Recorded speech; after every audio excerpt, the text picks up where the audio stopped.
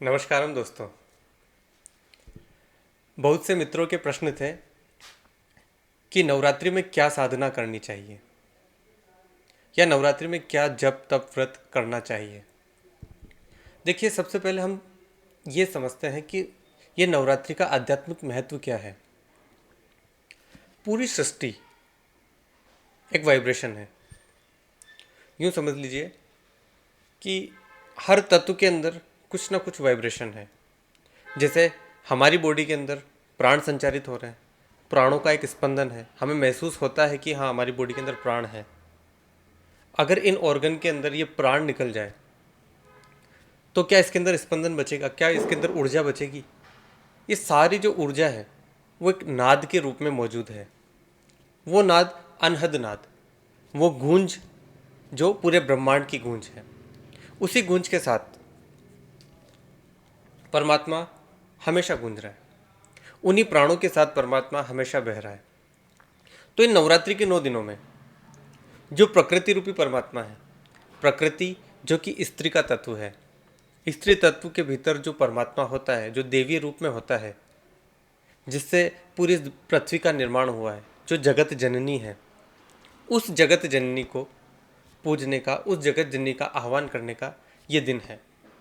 ये 9 दिन हमें अपनी प्रकृति से मिलवाने के दिन है, अपनी ताल में नाचने के दिन है, अपनी लय में उत्सव मनाने के दिन है। देखिए, नवरात्रि के 9 दिनों में हम नाचते हैं, गाते हैं, उत्सव मनाते हैं, पर क्या भीतर जो हमारे भीतर जो नाद बज रहा है, उस नाद को हम पकड़ पाए? उस नाद की लय में, उस नाद की ताल में क्या हम झूम पाए? क्या हमने नृत्य किया है?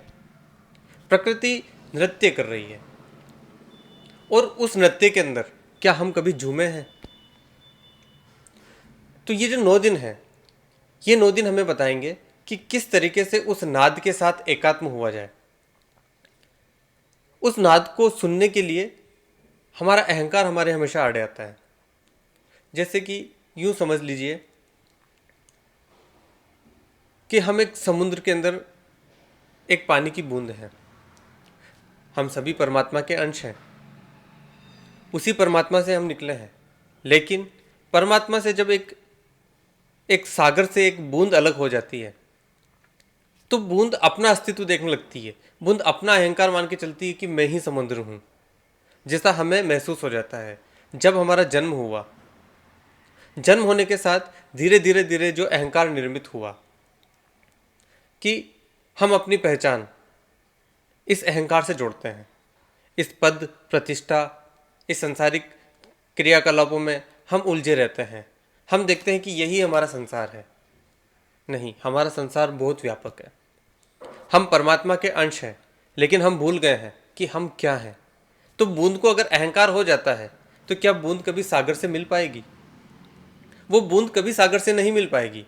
बूंद को सागर से मिलने के लिए अपने अहंकार को त्यागना होगा और धारा के साथ बहते हुए सागर में मिल जाना होगा। और जब एक बार बूंद सागर के साथ मिल जाती है तो क्या बूंद का कोई अस्तित्व रहता है? बूंद विलीन हो जाती है। बूंद उसी तरीके से मुक्त हो जाती है। ये जो बार बार के जन्म हमें मिल रहे हैं, बार बार के जो कर्म बंधन हमें मिल रहे हैं, इन बार बार जन्मों से हमारा मुक्ति नहीं हो पा रही है। इसी का एक ही कारण है, सिर्फ एकमात्र कारण है कि हमने अहंकार निर्मित कर लिए हैं और उसी अहंकार के साथ हम जीने लगे हैं। हम अपनी पहचान के साथ जीने लगे हैं। हमने अपनी पहचान ही इन सांसारिक क्रियाकलापों से जोड़ ली है, ये निर्मित कर लिया। ये हमें छूट नहीं दे रहा। ना हम अपने कर्म बंधन से छूट पा रहे हैं, ना इस जीवन मृत्यु के चक्कर से हम छूट पा रहे हैं। हमने अपनी पहचान सिर्फ एक बूंद से लगा दी, जबकि हम तो है विशाल सागर। तो नवरात्रि के ये 9 दिन, इन 9 दिनों में देवी जो प्रकृति का रूप है, प्रकृति जो स्त्री तत्व है। देखिए, किसी धर्मों में देवी को या स्त्री को इतना नहीं पूजा जाता, इतना नहीं माना जाता, क्योंकि उन्हें पता ही नहीं है।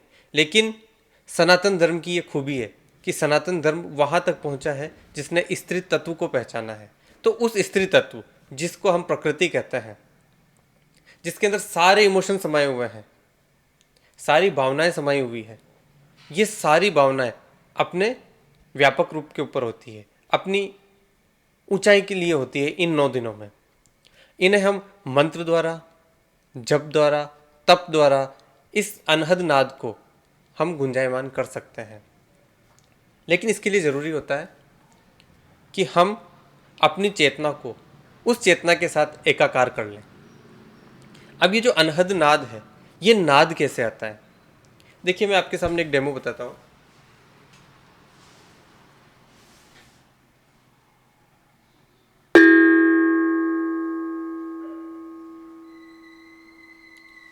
इस घंटी की आवाज़ आपने सुनी,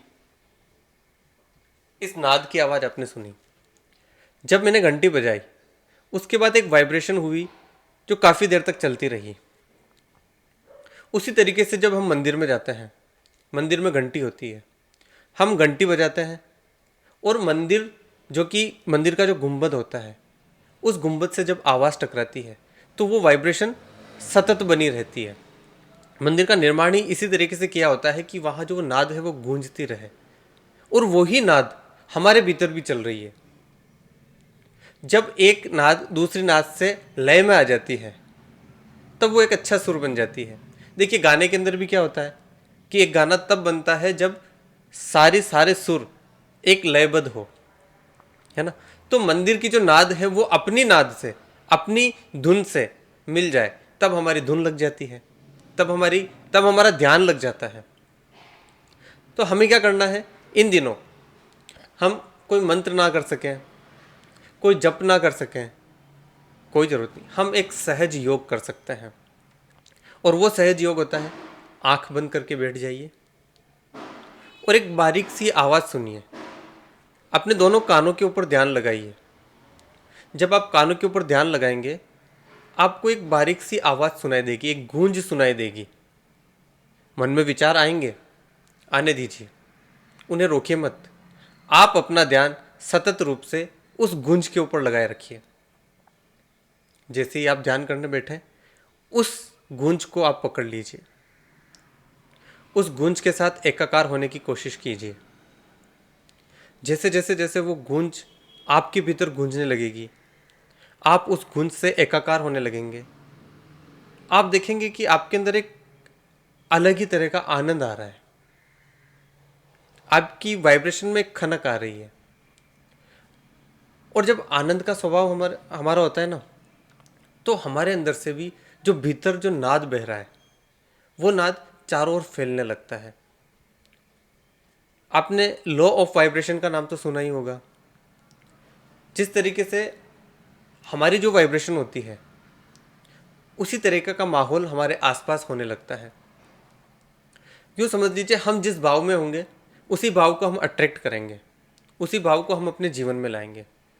अब आप सोचिए कि जब आप उस अनहद नाद के साथ एकाकार हो जाएंगे, उस भाव के साथ एकात्म हो जाएंगे, तो आपके अंदर एक शांति छाने लगेगी, एक आनंद बहने लगेगा। और जैसे ही आपके अंदर आनंद बहने लगा और आपके अंदर का जो नाद है वो भी आनंदित हो गया, आपके अंदर से जो उठने वाली तरंगे हैं वे भी आनंदित हो गई। अब आपकी जो तरंगे हैं वो दूसरे लोगों को भी आकर्षित करेगी। जो भी आनंदित लोग हैं वो आपके साथ आना शुरू होंगे। जो भी प्रकृति के अंदर आनंदित घटित हो रहा है वो आपके साथ घटित होने लगेगा। आपके जीवन में खुशहाली आने लगेगी, आपके सारे दुख अपने आप विलीन हो जाएंगे, वो कहीं खो से जाएंगे। तो यह है कि जब हम उस नाद को पहचानते हैं, उस अनहद नाद को पहचानते हैं, उस अनहद नाद को सुनते हैं। लेकिन हम क्या सुनते हैं? हम जैसे ही ध्यान करते हैं, हम मन के अंदर विचार करने लगते हैं, अपने दुख, अपनी चिंताएं, अपने सारे जो कूड़ा करकट हमने इकट्ठा कर रखा है, बस हम उन्हीं को बार बार दोहराते रहते हैं। तो हमारे भाव भी वैसे हो जाते हैं। जैसा हम देखेंगे, जैसा हम सोचेंगे, वैसा हमारे भाव हो जाएंगे और उसी तरीके की तरंगे हमारे अंदर से बाहर जाएगी। देखिए, मंदिर की तरंगे अच्छी होती है, वहाँ से पॉजिटिव वाइब्रेशन मिलती है।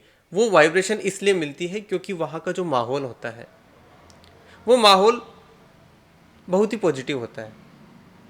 जैसे हम घंटी बजाते हैं, मंदिर में प्रवेश करते ही हम लयबद्ध हो जाते हैं परमात्मा से, और सामने जब हम परमात्मा के दर्शन पाते हैं ना, तो हमें सुकून मिलता है, हमें शांति मिलती है।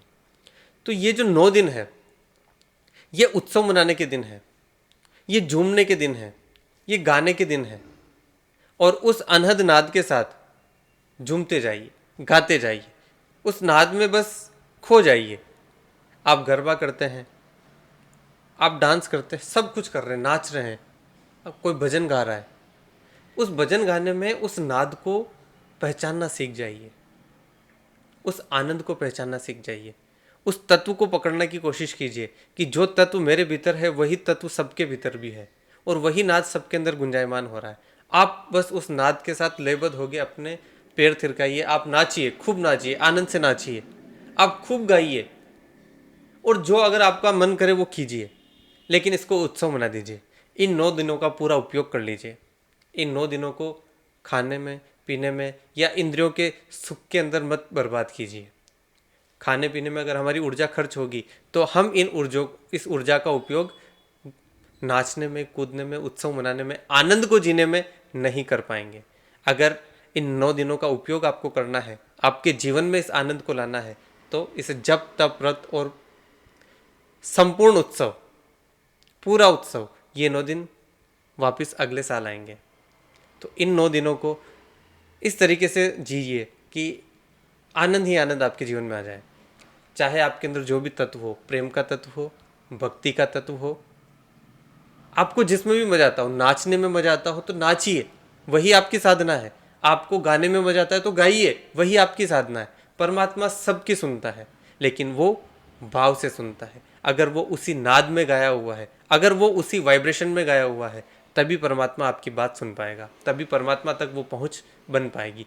और ये होगा कि जब आप अपना अहंकार विलीन करेंगे।